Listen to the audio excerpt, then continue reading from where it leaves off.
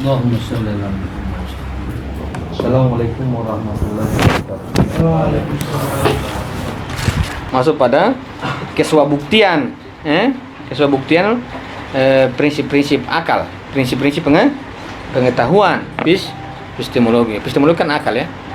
Epistemologi itu bicara pengetahuan. Kemarin saya mengatakan bahwa ini suatu pertama cara pandang ya, cara pandangan dunia juga bisa. Kemudian sini adalah realitas. Keraguan kan ketika orang tidak sampai pada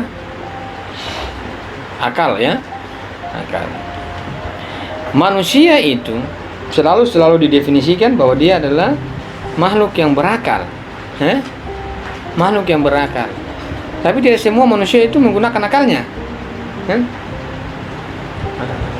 bahwa dia sebagai kesimpulan bahwa dia berakal, iya. Tapi tidak semua manusia itu menggunakan akalnya. Makanya kemudian jatuh pada skeptisisme, jatuh pada hal yang paling fatal itu bisa gila. Ini poin. Semalam saya mengatakan bahwa akal itu dia adalah sesuatu yang badihi ya, yang badihi. Badihi itu artinya bahwa pada dirinya dia membuktikannya sendiri, tidak membutuhkan argumentasi yang lain. Ini filsafat akal ya. Pada pembahasannya kan filsafat pada epistemologi, artinya bahwa kebergantungan filsafat pada epistemologi. Jadi kalau kita berbicara tentang filsafat, pasti ruangnya ruang-ruang akal, ruang-ruang metafisika kan.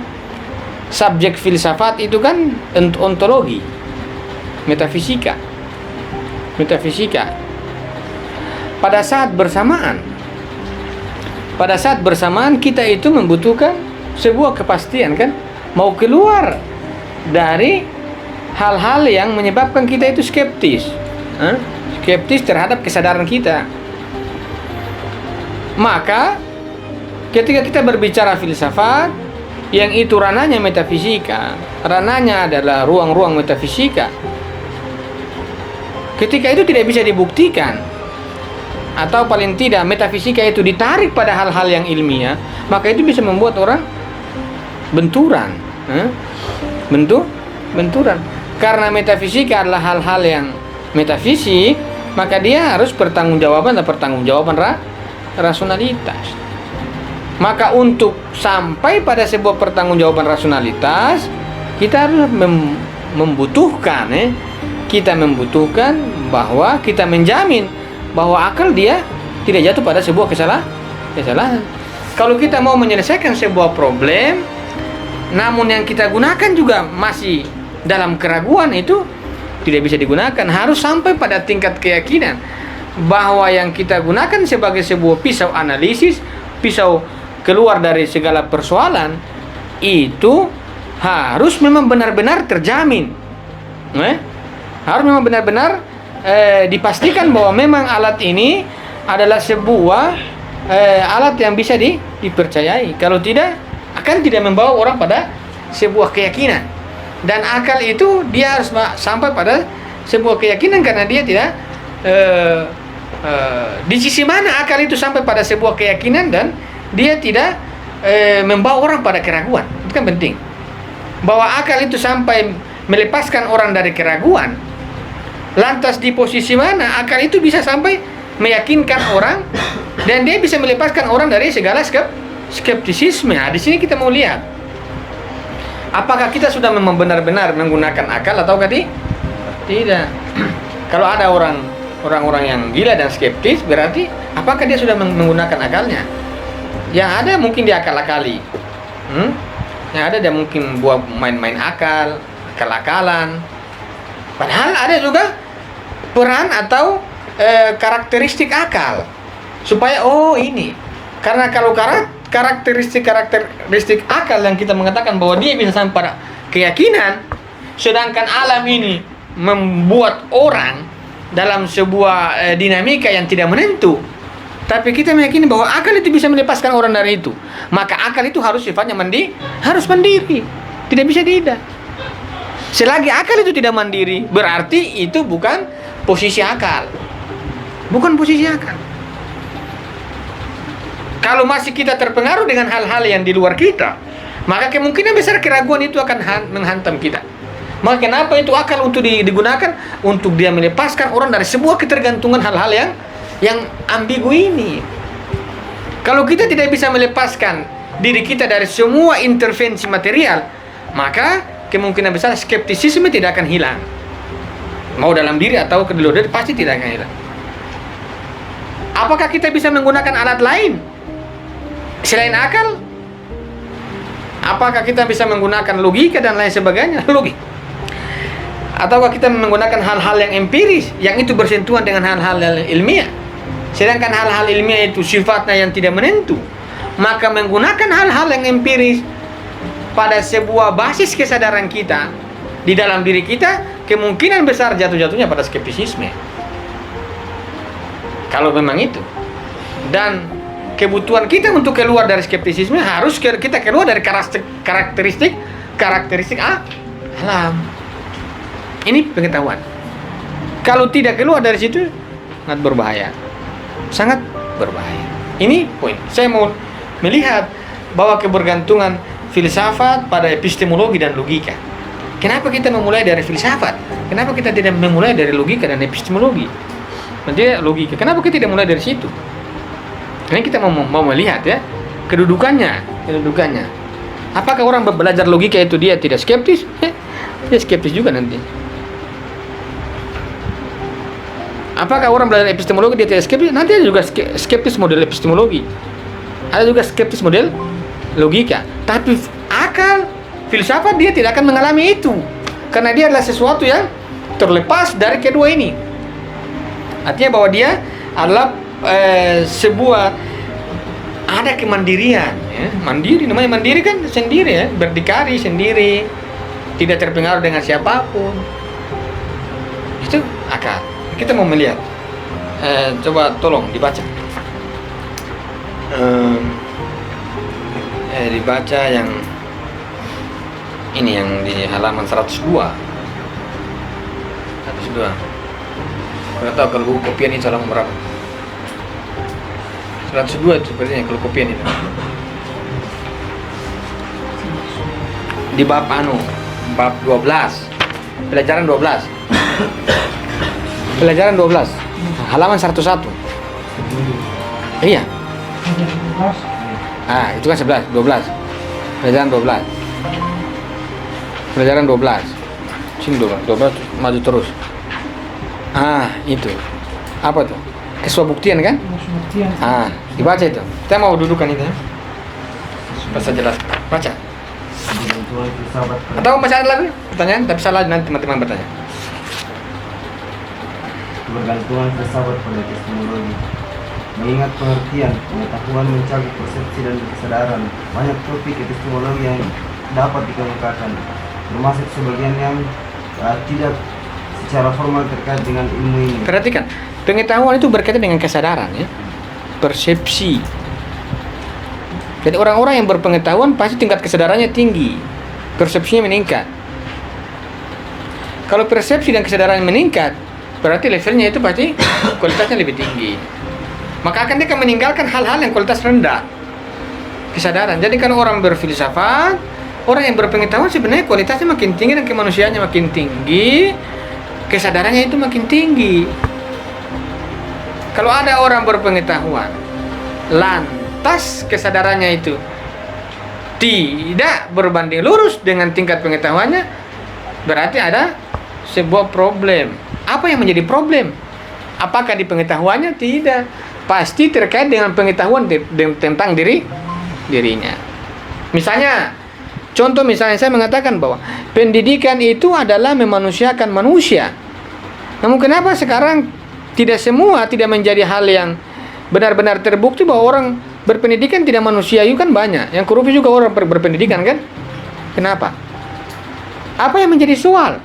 Padahal orang mengatakan bahwa pendidikan itu memanusiakan manusia. Ini pengetahuan tentang pendidikan. Namun kenapa orang berpendidikan tidak manusiawi amat? Cuma sedikit sekali orang. Kenapa bisa? Apa problemnya? Apakah problem di pendidikannya yang tentang definisinya itu? Tidak. Pasti bukan problem di situ. Problem adalah pengetahuan itu bahwa pendidikanlah memanusiakan manusia dengan kita. Artinya bahwa argumentasi tentang pendidikan itu sama sekali di dalam diri kita tidak mencapainya. Nah, kan problemnya kan di situ. An-nazafatu minal iman. Apa tuh? Kebersihan itu sebagian dari iman. Tapi kita lewat kotor libas. Ada orang hidup dengan kotor suka begitu. Kan ada kan? An-nazafatu minal iman. Kebersihan adalah sebagian dari, tapi kita suka sekali yang kotor. Kenapa bisa begitu? Pasti terkait dengan sebuah kesadaran kita terhadap itu. Apa maksud itu? Itu yang perlu kita ungkap. Makanya filsafat itu selalu dia menekankan pada hal-hal yang otentisitas. Dia tidak suka mengkopi karena begitu. Mengkopi sesuatu itu ketika dia sampai pada sebuah kesadaran terkait sesuatu itu baru dia gunakan. Ini kamu pakai ini, tidak. Ini bagus loh. Terserah. Tapi kalau dia sudah sampai pada tingkatan bahwa ini dia sadari bahwa dia akan gunakan. Jadi makin banyak orang punya penemuan, misalnya orang mengatakan secara pengalaman tidak semua sama. Secara pengalaman orang merokok itu merusak. Tapi kita libas terus. Apa masalahnya itu coba? Ada penelitian itu sudah tarik satu ekstasi. Tapi ini katanya kata dokter, bukan kata budayawan ya. Ini kata dokter. Orang filsafat itu dia harus menyerahkan orang pada ahlinya, bukan menurut budayawan. Ini dokter loh ya. Akal mengatakan harus punya otoritas, bukan rokok ditafsir oleh orang budayawan. Tidak bisa. Orang dokter punya lebih masuk akal dokter ya, karena dia ukuran. Tapi kan faktanya ada orang tidak meninggal. Iya, ada juga fakta meninggal kok. Kenapa kita tidak pernah? Kenapa kita happy saja? Ada orang meninggal. Masalahnya kan itu kesadaran kita terhadap sesuatu. Ini gunanya kita sampai pada sebuah kerangka filsafat untuk apa? Untuk menjadikan segala sesuatu sampai jatuh pada sebuah nilai tindakan. Itu orang harus mencapai ya, apapun itu. Kalau ada orang ini kajian ya, mau disebarkan bilang kajian. Kalau tidak setuju datang diskusi. Kenapa orang tidak salat? Padahal Tuhan mengatakan kalau kamu tidak salat saya libas. Tapi biasa saja. Apakah Tuhan akan menghukumi? Tidak. Selagi dia belum menemukan itu. Yang penting jangan sengaja-sengaja. Jangan saya tidak mau cari, yang penting Anda cari. Karena kita punya akal. Pertanyaan itu kan, kenapa tidak bisa saya lakukan, yang lain bisa lakukan kan? Itu kan pertanyaan. Jadi orang yang tidak, tanda kutip tidak beribadat, kita tidak bisa katakan, wah ini kafir, ini sesat. Tidak. Dia punya tingkat kesadaran terhadap itu. Tingkat kesadaran. Maka pengetahuan itu berkaitan dengan kesadaran dan persepsi. Kalau tingkat kesadaran kita terkait sesuatu yang kita mau lakukan itu berkaitan dengan hal-hal material, kemungkinan besar juga kita akan jatuh pada sebuah stigma-stigma skeptisisme. Maka kesadaran yang paling tinggi yang menaikkan level wujud manusia, level kesadaran dan kualitas manusia adalah kesadaran yang memang kesadaran kemandirian. Kesadaran akal ya, kesadaran akal. Kesadaran penting, ini bahasa pentingnya. Pengetahuan itu berkaitan dengan kesadaran. Pengetahuan. Bagaimana kita melihat itu? Saya mau mendudukan dulu filsafatnya dulu, supaya kita tidak buyar di luar. Baca di wilayah kedua pada titik ini. Paragraf. Pada titik ini tepat kiranya kita bertanya premis dasar dan menurut di atas apa yang mendukung epistemologi dan bagaimana cara kita meneguhkannya. Jawabannya, epistemologi tidak perlu meminjam aksioma-aksioma luar untuk semua pokok bahasannya, karena semuanya dapat dijelaskan semata-mata dengan landasan-landasan asasi yang peristiwa bukti. Ya, baca selanjutnya, paragraf selanjutnya. Pertanyaan lain yang dapat diajukan ialah jika mengenai solusi atas masalah-masalah ontologi dan ilmu-ilmu lain yang dicapai melalui metode-metode rasional bergantung pada kesanggupan akal untuk itu. Bukankah itu berarti bahwa filsafat pertama, metafisika, juga membutuhkan epistemologi untuk menyediakan aksioma-aksioma dasar bagi filsafat? Oke. Jadi bahwa segala sesuatu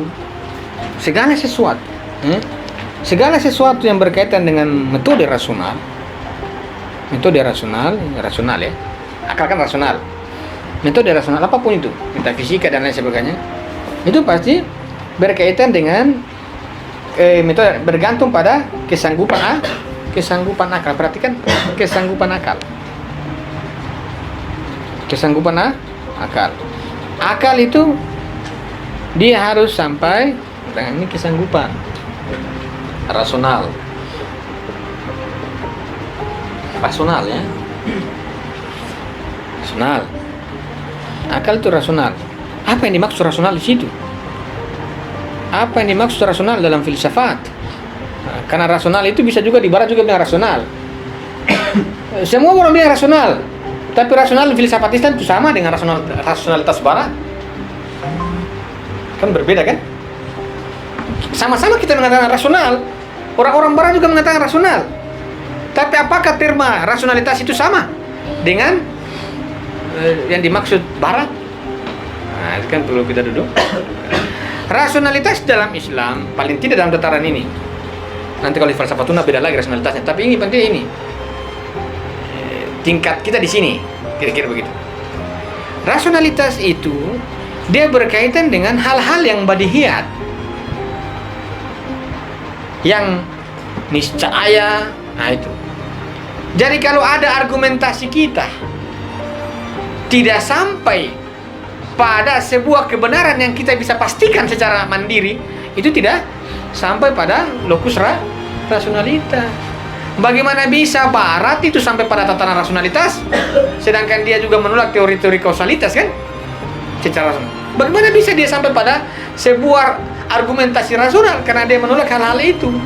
Maka instrumen dan argumentasi dalam dunia barat kemungkinan besar, kebanyakan dia jatuh pada argumentasi pengalaman. Jadi kita sulit bedakan mana yang rasionalisme dan mana yang empirisme secara argumentatif. Tapi aliran pemikirannya ada aliran rasional, ada aliran tapi argumentasinya seringkali sama. Ini perhatikan. Jadi orang yang rasional adalah semua argumentasi itu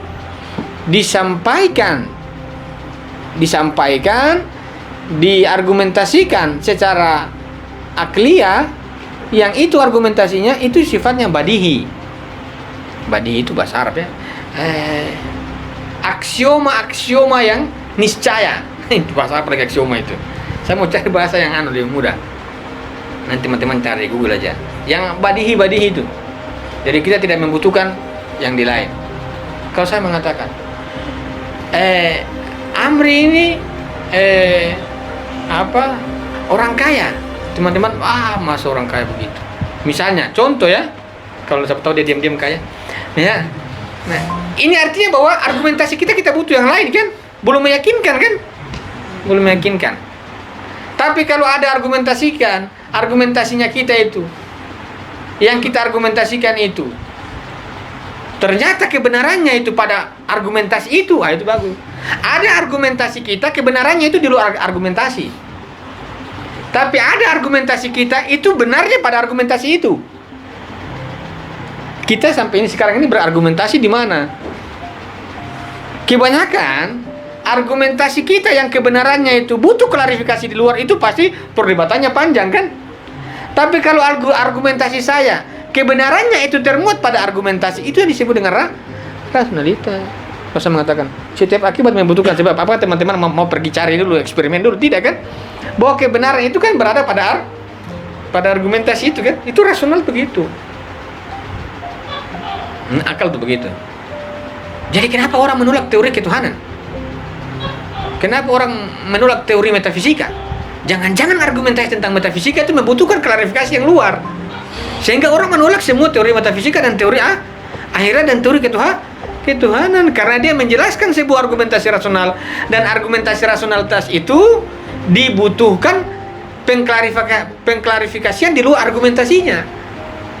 Kalau sekiranya argumentasi metafisika dalam argumentasi itu terdapat sebuah kebenaran pada argumentasi itu, yakin dan percaya orang tidak akan menolak hal-hal metafisika kecuali orang-orang yang sudah fanatik. Ada yang tidak hadir ini. Ini begini filsafat ini kalau bahaya kalau ada yang tidak hadir satu kali. Bagus kalau yang bagi belajar enak-enak saya, tapi kalau bagi saya kan menderita karena nanti ada yang menyimpulkan sendiri. Nanti tiba-tiba ada filsafat sesat. Nah itu kan orang-orang yang seringkali ikut sepotong, simpulkan sudah depan. Kita masih berjalan, masih menyusun premis, sudah disimpulkan, selesai masalah. Hidup enak begitu ya hidupnya. Nah, Indonesia ini begini, mau seringkali begini. Tolong disampaikan supaya enak. Beban. Lanjut. Kalau tidak, buat pertanyaan. Lanjut. Premis pertama, ada pertama itu. Nah, di bawah itu pertama. Pelajaran 7 di bawah itu ada pertama. Premis-premis yang secara langsung dibutuhkan oleh metafisika sesungguhnya merupakan pernyataan sebuah bukti yang sama sekali tidak memerlukan dalil baru. Semua wacana yang tertera mengenai dalam logika dan filsafat sebetulnya lebih merupakan penjelasan ketimbang pembuktian. Ini berfungsi untuk menggugah perhatian kita pada kebenaran yang dapat ditangkap oleh akal manusia tanpa pembuktian sedikit pun. Itu akal.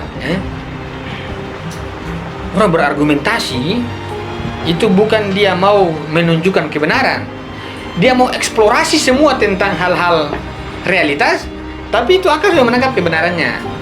Tapi orang kan kalau kita bilang itu benar kan dia tidak mau, dia harus butuh argumentasi. Tapi argumentasi itu bukan berarti bahwa dia menemukan kebenaran.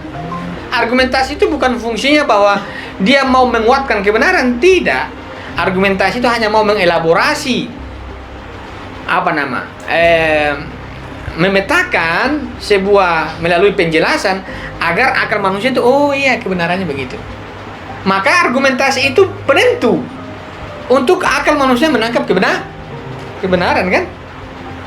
Benaran. Kalau tidak bisa. Akal itu fungsinya menangkap kebenaran. Lantas kalau tidak ada akal, teman-teman mau menangkap kebenaran dari mana? Misalnya begitu. Ini ya akal, posisi akal. Supaya kita kalau keluar bisa, kalau orang tanya bisa bisa jelaskan begitu. Lanjut. Ini kebutuhan pertama. Lanjut alasan. Lanjut. Alasan untuk membahas pernyataan-pernyataan semacam ini dalam ilmu tertentu tidak lain karena adanya pelbagai miskonsepsi yang pada gilirannya mencari keraguan-raguan seperti dalam kasus prinsip kemustahilan kontradiksi. Baca di paragraf selanjutnya. Keraguan-raguan tentang nilai pengetahuan rasional pada dasarnya berasal dari kesalahpahaman serupa. Untuk membongkar keraguan-raguan dan menepis kesalahpahaman tersebut, kita mesti mendiskusikannya. Tindakan memasukkan pernyataan-pernyataan sebuah bukti dalam pembahasan logika dan epistemologi pada hakikatnya merupakan sebentuk ini titik poin. Jadi hati-hati memasukkan pernyataan-pernyataan sebuah bukti itu pada pembahasan logika. Karena logika itu tidak bahas-bahas begitu. Logika kan intinya definisi, argumentasi kan? Argumentasi. Kalau ada memasukkan pembahasan ke sebuah buktian dalam logika, itu nanti orang tambah ragu. Artinya bukan wilayah logika di situ. Itu perlu dibedakan. Tapi bagaimana hubungan antara filsafat dan logika? Kenapa filsafat itu membutuhkan logika? Kenapa filsafat membutuhkan epistemologi dalam arti bergantung? Apakah bergantung ini adalah bergantung yang niscaya tidak bisa terlepas, ataukah bisa dilepas? Atau juga begitu sebaliknya, kan? Apakah orang yang berfilsafat harus belajar logika? Apakah orang yang berlogika harus belajar filsafat? Ini kan penting kan, kedudukan. Di UIN juga teman-teman yang belajar filsafat juga di kampus-kampus ada kala dipelajari logika kan? Begitu saja. Ada kala juga orang yang mungkin jarang sekali di Indonesia ini belajar logika yang ada filsafat. Itu yang perlu kita lihat bagaimana kebergantungan filsafat itu pada logika. Saya mau melihat itu. Baca yang kedua. Kedua, kebutuhan filsafat pada prinsip-prinsip logika dan epistemologi pada dasarnya untuk Perhatikan nih, kemarin ini badi ya. Rasionalitas itu sifatnya badi. Badi itu apa? Niscaya ya. Ya niscaya. Rasional begitu. Atau secara teknis tersebut penerapan pengetahuan untuk menambah pengetahuan. Oke. Yang kedua perhatikan kebutuhan filsafat pada prinsip logika.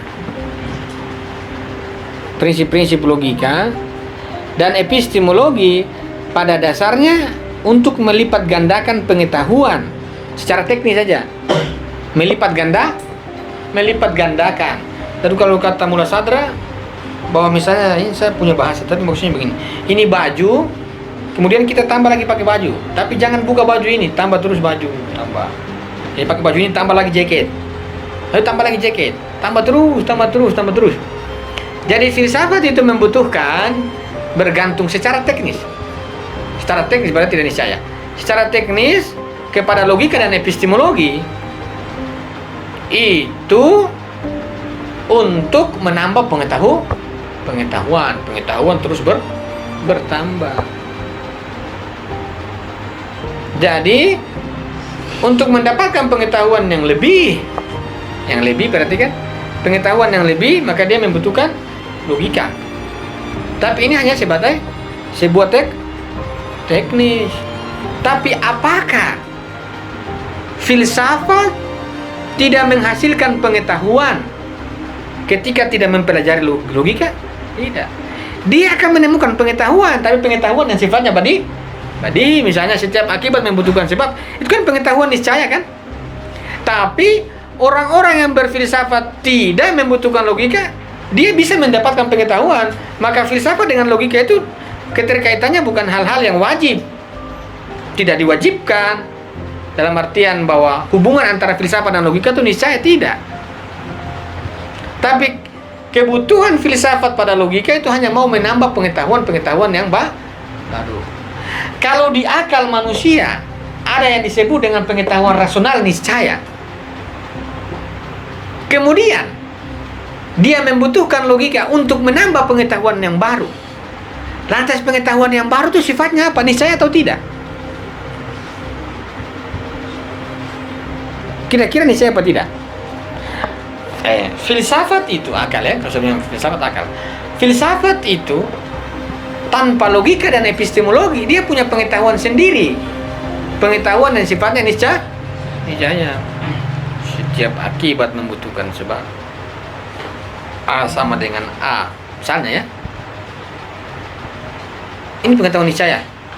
Tapi dalam pembahasan ini dia mengatakan bahwa filsafat bergantung pada logika dan epistemologi. Untuk apa?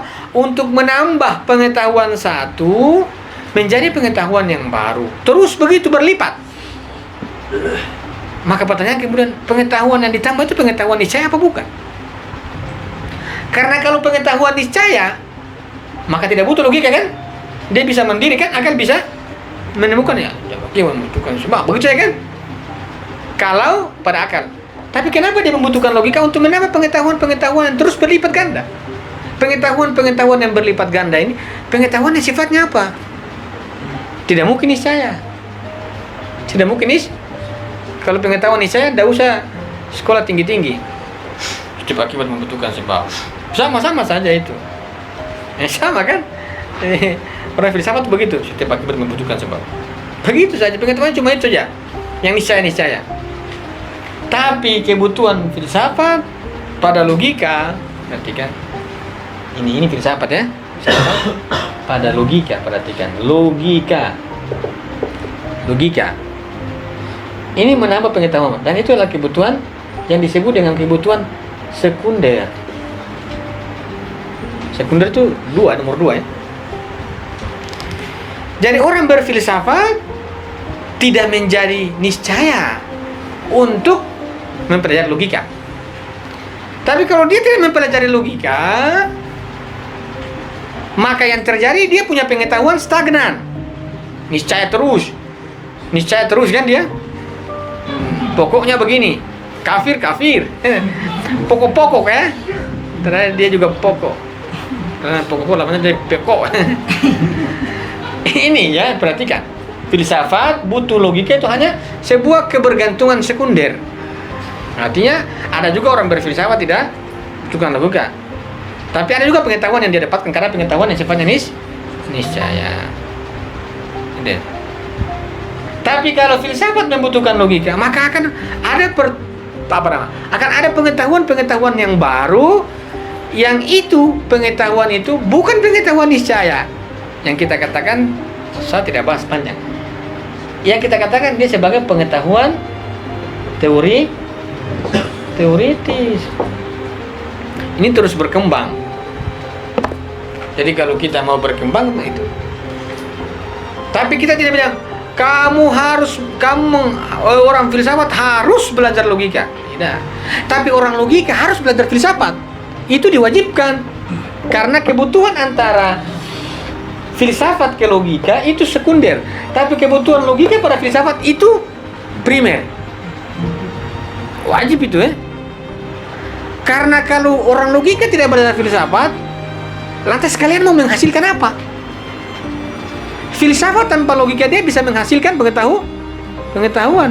Tapi kalau logika tanpa filsafat, yang ada itu apa? Pengetahuan apa? Nol.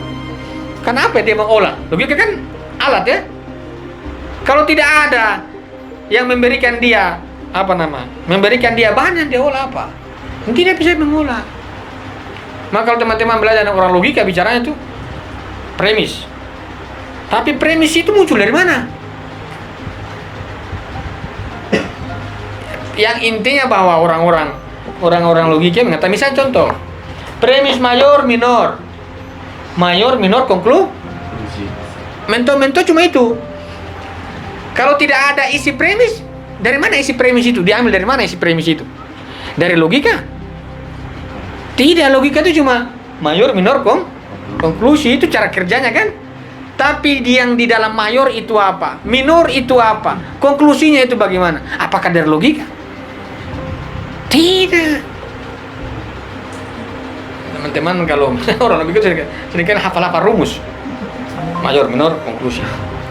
Mayor minor konklusi sampai dia lupa isinya. Mayor minor konklusi dia lupa isinya. Makanya sangat berbahaya orang logika itu tidak masuk pada ranah filsafat. Yang ada itu rumus-rumus, angka-angka yang dia otak-atik di pikiran tanpa hasil yang jelas. Karena misalnya logika mayor minor.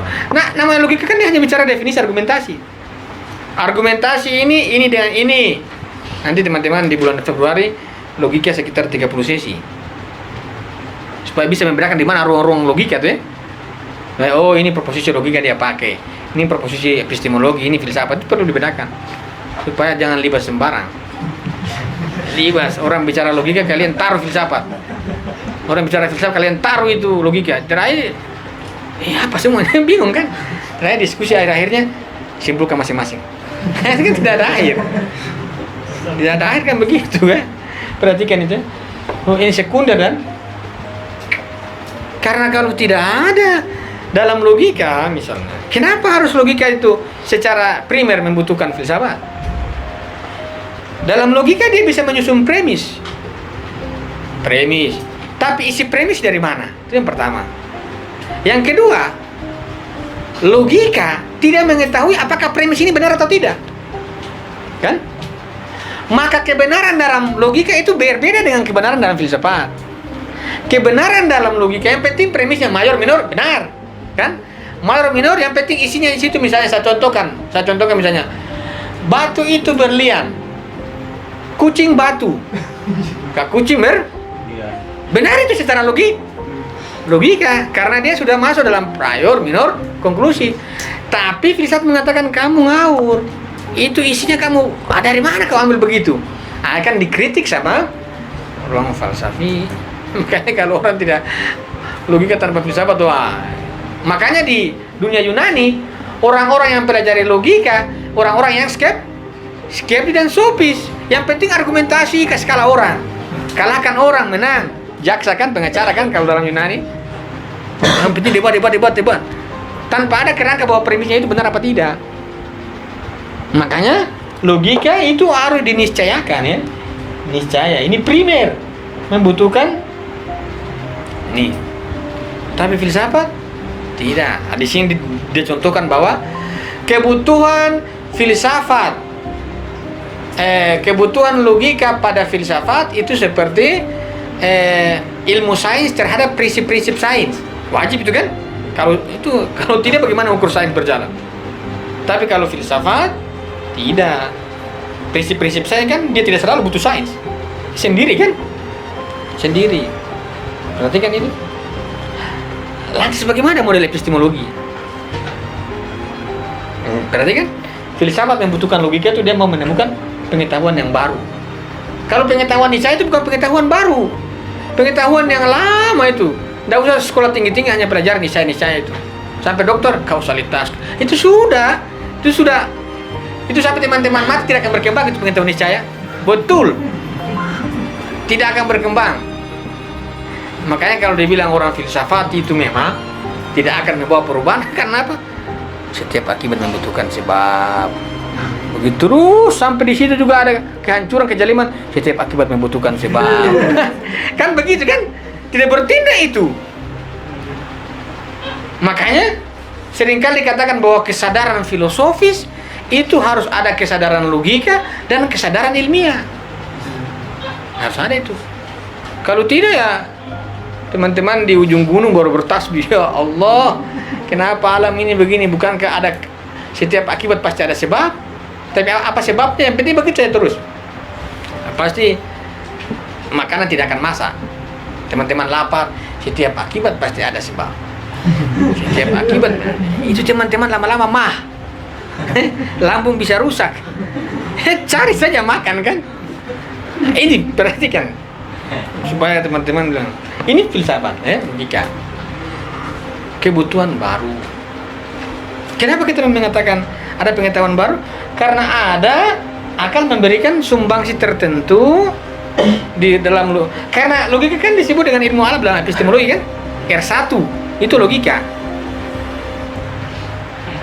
Nah ini misalnya, ini spidol ya, spidol. Contoh ini spidol. Spidol ini tidak akan berpindah-pindah nih. Dia ini fungsi alat ini apa? Menulis ya. Tapi sampai kapan nih spidol jalan sendiri tulis? Sampai kapan itu spidol jalan? Kemudian dia menulis. Teman-teman dari tadi nih yang adakah spidol jalan sendiri? Nah kan? Logika tidak akan berjalan kalau tidak ada yang menggerakkan. Yang menggerakkan itu filsafat. Siapa yang menggerakkan? Logika. Spidol, jalan dulu kah? Setiap akibat membutuhkan sebab. Tapi kalau dia mengatakan filsafat itu membutuhkan logika, dia tulis. Ternyata pengetahuan baru ini adalah itu kan pengetahuan baru yang tadi kita tidak dapatkan di spidol, kita juga tidak dapatkan pada pengetahuan filosofis. Ini ketika di sekunder. Jadi dari filsafat ke logika itu dia mau mengkonfirmasi apakah logika ini kerja benar apa tidak nih. Karena dia akan menguji ini yang memang betul-betul tidak ini alat ini bekerja. Jangan-jangan spidol dipakai untuk lempar orang. Kan bisa kan namanya alat kan bisa dia berfungsinya berganti-ganti. Maka itu logika ya. Jadi kebutuhan filsafat pada logika lah sekunder. Artinya bahwa tidak harus berlogika kalau berfilsafat. Maka tidak ada bilang kita harus belajar filsafat dulu, kita harus belajar logika dulu, atau kita harus belajar logika baru filsafat. Tidak. Kalau dibilang dari mana memulai, saya lebih senang memulai dari filsafat, lebih enak. Tapi kalau ada yang memulai dari logika, siap-siap hafal rumus, semua rumus itu. Angka-angka kayak komputer itu ini rumit sekali. Lihat teman-teman yang sekarang sudah dewasa pengalaman persoalan hidup makin berat. Mau hafal juga sulit ya. Sudah tuh, apalagi malas. Persoalan makanya di filsafat itu ilmu itu makna. Sebetulnya begitu. Nah, artinya bahwa posisi filsafat karena dia bebas, dia mandiri, maka dia bisa bekerja sesuka hati, sendiri dia bermain. Tapi logika tidak bisa bekerja. Kalau orang mengatakan logika itu barang mati, ya kalau bahasa Padang, barang mati. Dia bisa dihidupkan ketika ada masuk filsafat masuk mayor minor. Tapi di dalam mayor itu apa? Itu filsafat yang kasih ini. Kamu pilih ya di situ mayor minor. Nah, kalau tidak ada yang dipilah, maka bagaimana? Yang mayor itu apa? Yang minor itu apa kan? Tidak bisa. Logika ini ya, logika. Dari kebutuhan, disitulah yang dimaksud dengan kebutuhan filsafat pada logika. Untuk apa? Untuk menghasilkan pengetahuan baru. Pengetahuan baru itu adalah pengetahuan, bukan pengetahuan yang niscaya, pengetahuan teoritis. Itu poin penting. Apakah Tuhan itu pengetahuan niscaya atau teoritis? Apakah Tuhan itu pengetahuan niscaya atau teoritis? Apa teman-teman dari lahir saya bertuhan? Descartes amat ya. Yo, saya Allah subhanahu Allah Akbar. Enggak. Jadi Tuhan itu jangan didoktrin karena dia pengetahuan teoritis. Maka bagaimana bisa orang bertemu Tuhan, percaya Tuhan kalau dia tidak disusun oleh kerangka filsafat dan logika yang ada? Sudah begitu dogma nantinya. Dan itu juga pasti akan berubah-ubah. Penjelasan yang panjang nanti. Yang penting begini ya strukturnya. Kebergantungan filsafat pada logika. Lanjut. Oleh sebab itu, jadi bawah. Oleh sebab itu, paragraf selanjutnya. Oleh sebab itu, kebergantungan penalaran filosofis pada prinsip-prinsip logika dan epistemologi sesungguhnya berbeda. Ini saya jelaskan. Kebergantungan sains lain pada prinsip-prinsip utamanya. Nah, kalau teman-teman epistemologi itu misalnya begini. Alam ya. Alam R1. Logika ini. Logika ya. Kemudian di sini filsafat.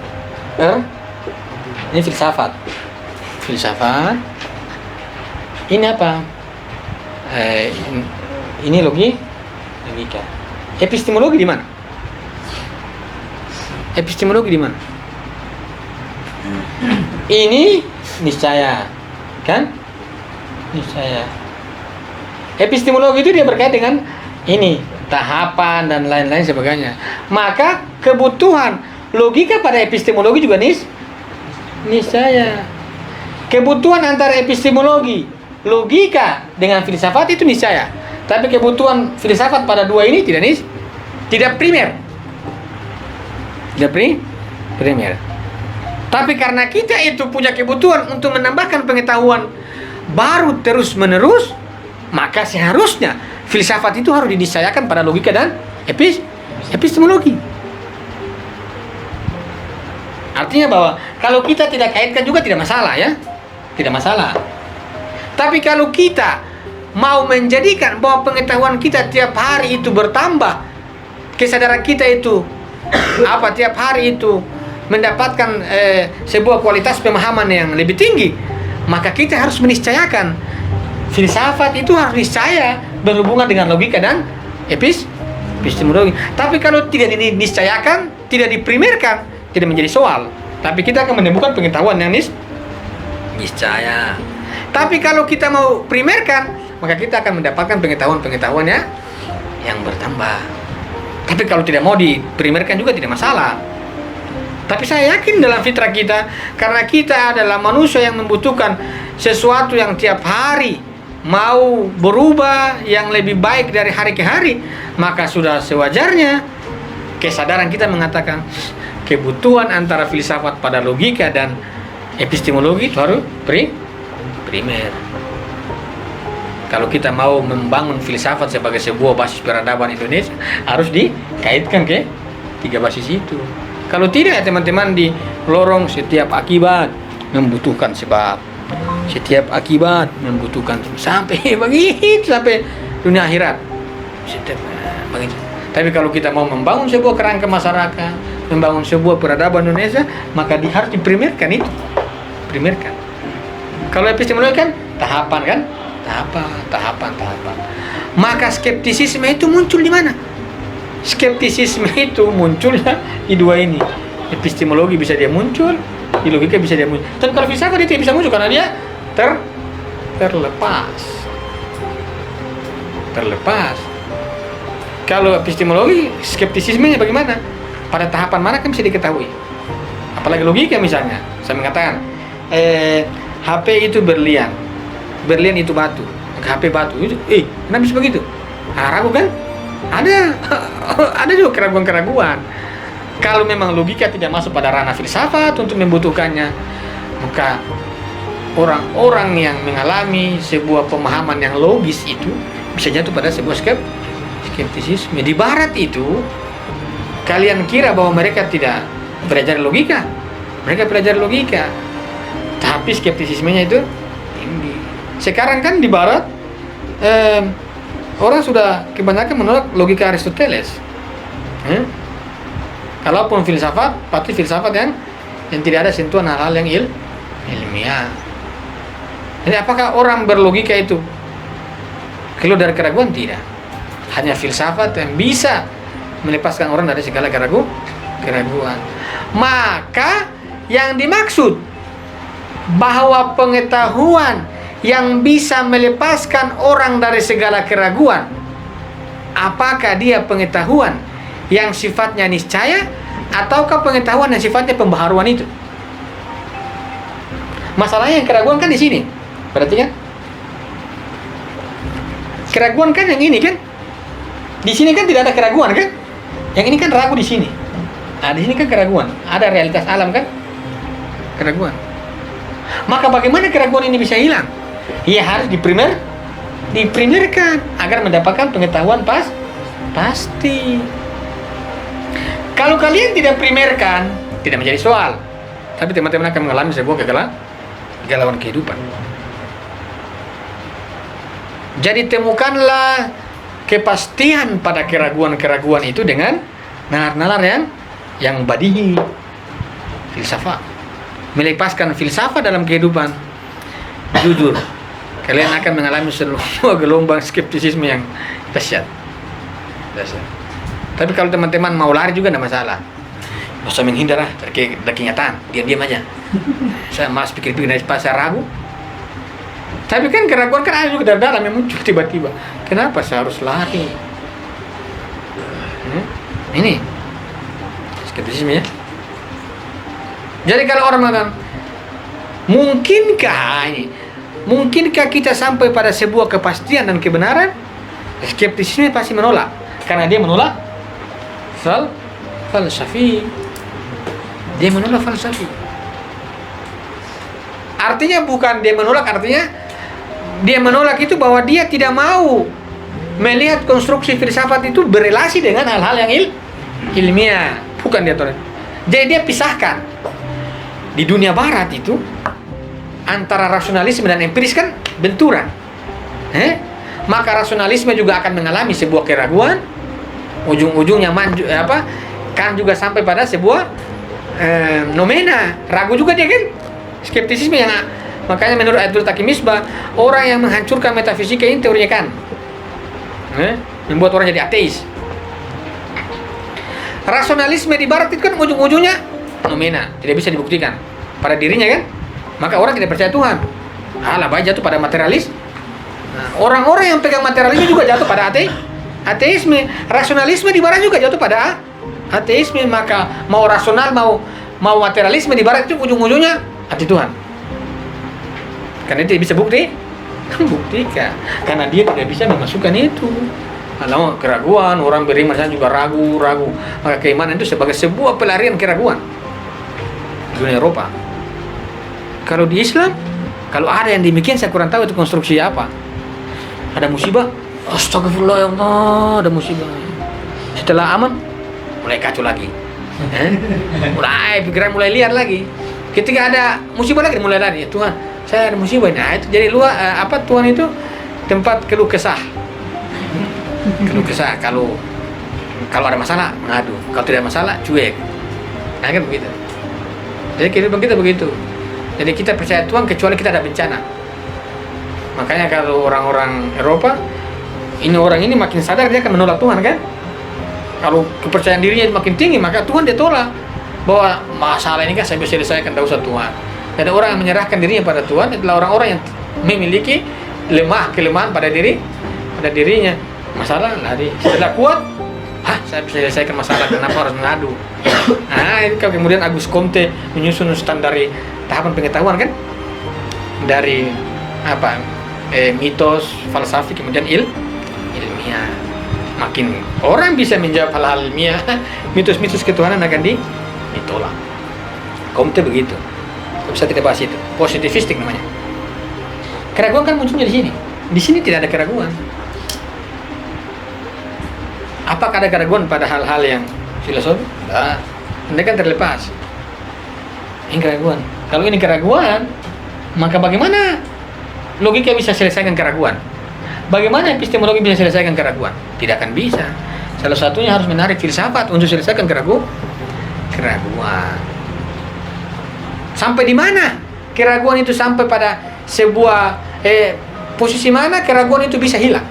Sampai ketika keraguan itu bisa dibadihikan, diniscayakan. Argumentasinya harus niscaya karena ada falsafi. Niscaya ketika kita menemukannya. Kemudian ada lagi perbenturan, mulai lagi meningkat. Ini logika, ini falsafi.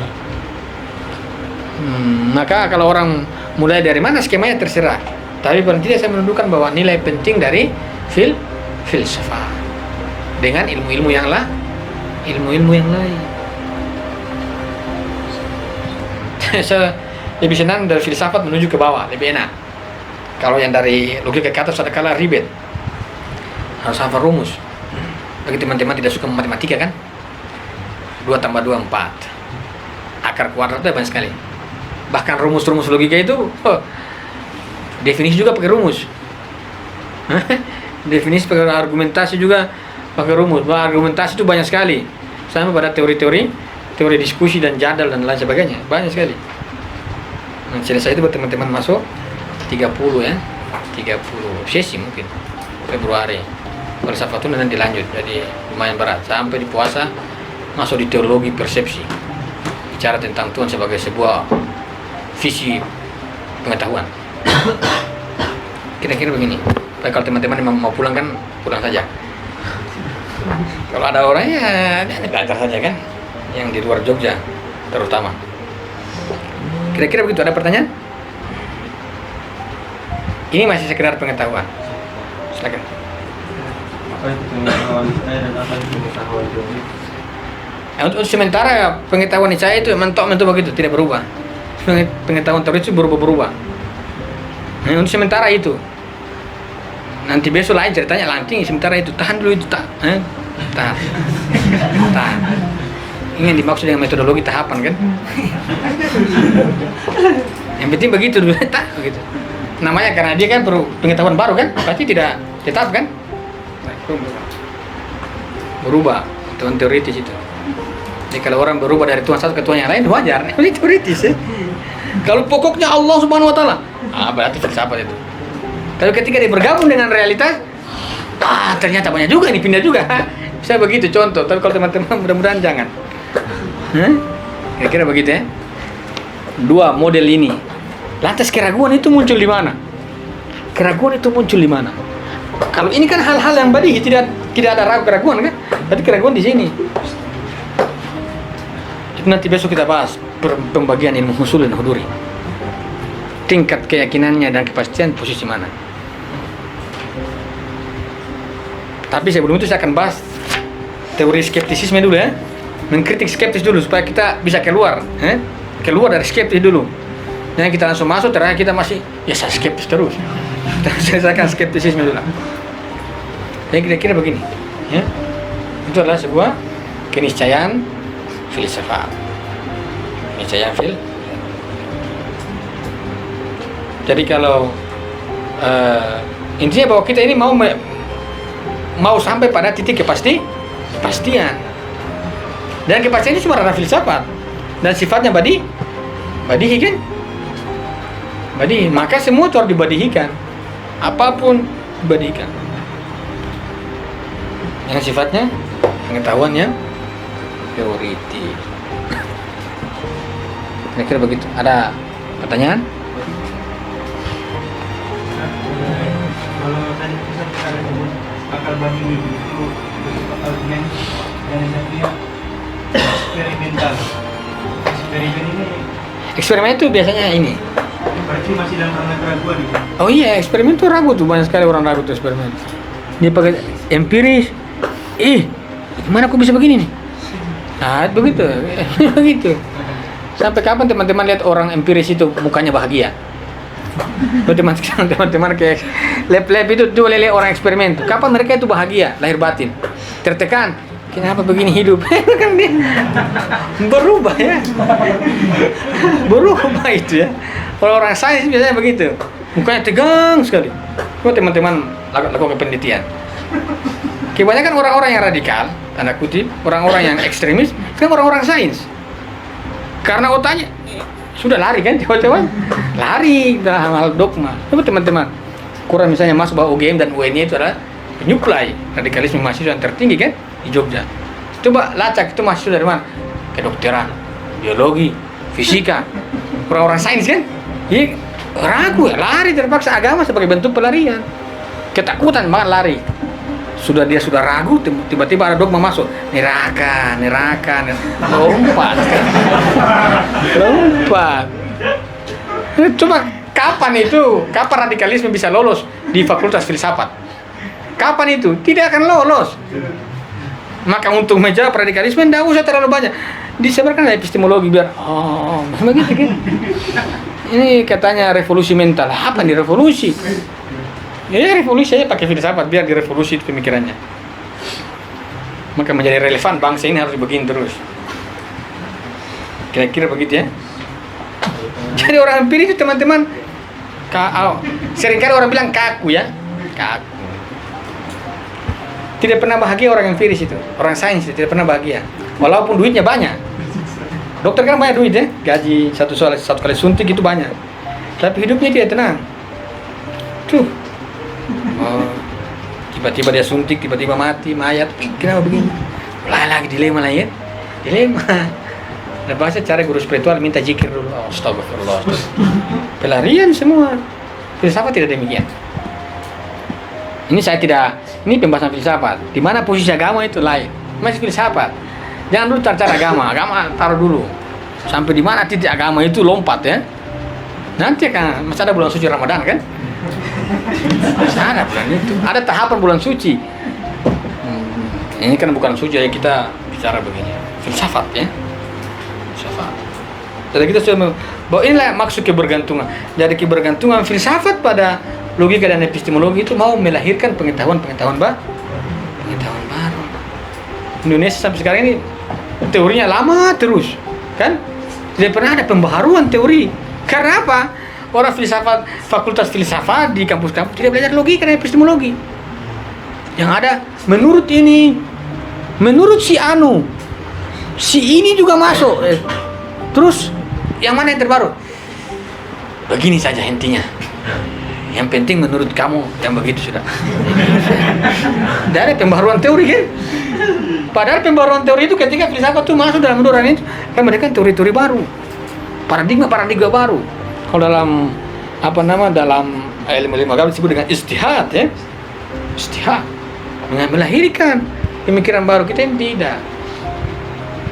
Bagaimana mau melahirkan? Filsafat juga tidak diajarkan. Kalaupun diajarkan, dia tidak. Misalnya Indonesia, fakultas filsafat, fakultas tersendiri. Orang biologi tidak belajar itu kan? Tidak. Filsafat jadi akidah lagi. Akidah filsafat. Filsafat jadi ilmu akidah. Kurang tahu kapan itu begitu. Tapi begitu ya. Diakidahkan. Jadi kalau kita kritik dosa, namanya akidah. Nama akidah kan begitu ya. Dari filsafat sudah kayak agama. Akidah filsafat. Yang saya tahu tuh Usuluddin itu mazhabnya ini akidah jadi agama. Teman-teman kritik orang filsafat, kamu bagaimana? Nggak bisa, ada pergulatan namanya sudah diakidahkan rukun iman. Nah, namanya akidah kan, rukun iman. Jadi kenapa teman-teman tidak bisa kritik ya orang-orang filsafat? Jadi ya, makanya wajar saya kalau ada orang-orang berfilsafat, terutama teman-teman saya beberapa di UNI itu sudah tolak-tolak agama karena dia punya akidah baru. Ternyata akidahnya itu akidah filsafat. Saya kira akidahnya itu. Saya baru tahu, oh ya juga akidah baru ya. Wajar saja memang. Ini filsafat ruang itu ya. Makanya teman-teman harap bersabar karena ini kita belum masuk dalam pembahasan inti-inti filsafatnya ini. Ini baru pengantar-pengantar. Pengantar-pengantar masih banyak. Masih berapa sesi ini? Masih 23 sesi. Nah, jadi tahan-tahan sedikit ya. Ada pertanyaan? Silakan. Itu untuk filsafat bergantung pada logika dan rasional itu selamanya atau cuma sifatnya sementara? Kalau sekunder kan sementara. Tapi kalau kita mau menghasilkan pengetahuan terus berkembang, memang harus diselamakan. Kalau tidak berarti kita tidak akan melahirkan pengetahuan baru. Tapi kalau kita kaitkan selamanya pasti akan lahir terus pengetahuan baru kan? Kan begitu. Tapi kalau kita tidak mau kaitkan selamanya juga tidak masalah. Tapi kalau kita kaitkan selamanya, itu juga akan melahirkan pengetahuan baru. Karena kalau kita tidak kaitkan maka logika bisa salah kan? Premisnya yang di dalamnya itu, isi premis itu bisa salah. Tapi kalau kita tidak kaitkan, akal bisa punya kepastian sendiri karena dia punya pengetahuan yang niscaya. Tapi kalau yang pengetahuan yang niscaya itu dikaitkan pada logika dan epistemologi, maka sebuah bentuk-bentuk relativitas itu menjadi niscaya. Tinggal teman-teman mau memilih yang mana. Yang tidak mau kaitkan juga tidak masalah. Mau kaitkan setengah-setengah juga tidak masalah. Tapi kalau mau kaitkan selamanya juga, itu juga lebih baik. Karena pengetahuan terus, karena secara fitrawi kita mau pengetahuan itu bertambah secara terus-menerus kan? Dan pertambahan pengetahuan secara terus-menerus itu ketika filsafat bergantung pada logika dan epistemologi. Tidak menjadi niscaya, sekunder saja. Sekunder. Bisa lepas. Tapi kita akan mengatakan bagaimana bisa filsafat itu bisa melepaskan dirinya dengan logika dan epistemologi. Karena di dalam pikiran manusia itu selalu ada kerja pikiran secara terus-menerus. Karena ada alam yang konsumsi kan? Maka bagaimana bisa filsafat itu berhenti? Sangat sulit berhenti. Mungkin saja kita tidak maksimalkan kerjanya, tapi dia akan terus bekerja. Adakala filsafat itu dihentikan dalam kerjanya, sehingga dia juga hanya bermakna sebagai makna-makna logika. Padahal akal ini yang bisa melihat kebenaran dan kepastian. Maka bagaimana akal itu bisa sampai pada titik rasionalitas? Karena rasionalitas kan akal, filsafat. Akan semua ini bermakna rasional ketika dia dikaitkan dengan logika dan epistemologi. Kalau tidak, sangat sulit. Tapi kalau dia juga tidak masalah karena dia adalah hubungan sekunder. Maka hubungan sekunder menjadi primer adalah sebuah kesadaran individu untuk mau menghasilkan pengetahuan-pengetahuan yang berlipat ganda. Tapi kalau tidak. Nah, kita contohkan misalnya begini. Rokok itu makruh. Tidak ada haramnya. Tapi kalau saya haramkan kan tidak menjadi soal. Bagi saya, tapi bukan bagi yang lain. Kira-kira begitu. Misalnya, baca buku ini kan tidak berdosa. Kan? Kalau orang yang tidak baca buku kan tidak dapat dosa. Tapi cuma sekali-kali teman-teman mengatakan, kalau saya tidak baca buku, bagi saya hukum berdosa. Teman-teman tiap hari baca buku. Jadi niscaya kan? Jadi primer itu. Tapi kalau hubungan saya dengan buku kan tidak primer. Kapan-kapan saya pegang. Kapan-kapan saya bisa bahkan meninggalnya tinggalkan buku lebih banyak daripada pegangnya. Coba tapi sekali-kali teman-teman dengan sebuah tingkat kesadaran mewajibkan bahwa kalau saya tidak pegang buku satu hari, hukumnya dosa. Hukumnya dosa, tiap hari. Walaupun cuma lihat. Oleh sebab itu, stop. Yang penting pegang. Kira-kira analoginya begitu ya. Begitu. Jadi mewajibkan menjadi niscaya itu adalah sebuah kebutuhan individu, bukan secara umum. Secara umumnya itu tidak, karena ini kan berlaku umum ya di luar. Orang kan tidak semua menggunakan akal untuk menganalisis kan. Tapi kalau digunakan secara spesifik itu menjadi menarik. Kayak contohnya begini. Hubungan saya dengan buku ini bukan sebuah kebutuhan yang primer, sekunder. Kapan saya mau pegang, kapan saya mau baca kan suka saya. Kira-kira begitu. Sekunder. Tapi kalau primer, kamu harus sentuh, kamu harus baca. Kalau tidak baca, ada yang terlepas. Ada pengetahuan yang terlepas. Ada sebuah gradasi jiwa kita tidak akan naik lagi. Dia akan turun. Akan turun pada level yang terendah. Ketika dia turun pada level terendah, maka dia akan jatuh pada sebuah keraguan yang akan mendobrak batas-batas kemanusiaan. Kira-kira begitu, sudah 10:30. Yang 11. Jadi besok kita lanjut pada skeptisisme. Yang penting ruas skeptisisme ini ya. Skeptisisme. Jadi orang makin belajar makin ragu itu begitu. Sekian dari saya. Assalamualaikum warahmatullahi wabarakatuh.